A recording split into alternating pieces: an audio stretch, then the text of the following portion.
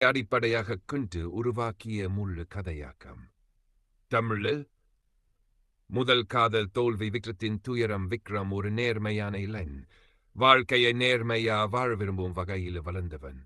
அவன் கல்லூரியில் தீபா என்ற பெண்ணை சந்திக்கிறான். சிறிது நேரத்திலே இருவரும் காதலில் விழுகிறார்கள். ஆனா வாழ்க்கை எல்லா காதல்களுக்கும் வழிவகுக்கும் என்பதில்லை. தீபாவின் குடும்பம் கடுமையாக எதிர்த்தது. விக்ரத்தின் சாதாரண பின்னணியும் அவனது சாதி வேலை நிலை அனைத்தும் ஒரு தடையா மாறியது. தீபா பெற்றோருக்கா விக்ரத்தை விட்டு விலகிறா. விக்ரம் உடைந்த நெஞ்சுடன் தனிமையில் மூழ்கி விடுறா. நான் அம்பு காட்டினேன், ஆனா அது போதவில்லை. இந்த எண்ணத்தில் பல மாதங்கள் அவன் வாழ்கிறான். இரண்டாவது காதல் சாயாவுடன் புதிய வாழ்க்கை. பல வருடங்களுக்கு பிறகு விக்ரம் தனது வாழ்க்கையை பழக்க வழக்கமா நடத்திக்கின்றான். அந்த வேளையில் சாயா எனும் பெண்ணை நண்பரின் திருமணத்தில் சந்திக்கிறார். சாயா தெளிவான எண்ணங்களும் அன்பு கொண்ட பெண். விக்ரம் ஆரம்பத்தில் நெருக்கமாவதுக்கு தயங்கினா.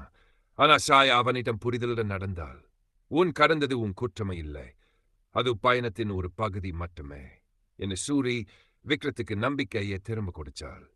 அவர்கள் பேசிக்கின்ற ஒரு இனிய காதல் உருவாகிறது. இருவரும் திருமணம் செய்து வாழ்க்கையை ஒருகமாக நகர்த்துறார்கள். மகளின் பிறப்பு. வாழ்க்கையின் அர்த்தம். திருமணத்துக்கு ஒரு வருடத்துக்கு பிறகு விக்ரம் மற்றும் சாயாவுக்கு ஒரு அழகான பெண் குழந்தை பிறக்கிறார். பெயர் தர்ஷினி. தர்ஷினியின் ஒவ்வொரு புன்னகையும் ஒவ்வொரு அழுகையும் விக்ரத்துக்கு ஒரு புதிய உலகத்தை திறந்தது. அவளோடு விளையாடும் தருணங்கள், அவளது முதல் வார்த்தைகள், பள்ளிக்கு போன முதல் நாள், இவை எல்லாமே விக்ரத்துக்கு வாழ்க்கையின் உண்மையான மகிழ்ச்சியை அளித்தன. நான் கடந்தலிருந்து எழுந்தேன். இன்று என் மகளின் கண்களில் என் வெற்றியை பார்க்கிறேன் என்று விக்ரம் பெருமையுடன் கூறுவான். கதையின் முடிவு. முதல் காதல் தோல்வி வாழ்க்கையின் முடிவு அல்ல. உண்மையான நம்பிக்கையும் புரிதலும் கொண்ட இரண்டாவது காதல் வாழ்க்கையை மாற செய்யும். தாய் தந்தை ஆகும் தருணம் வாழ்க்கையின் உண்மை வெற்றியை உணர வைக்கும்.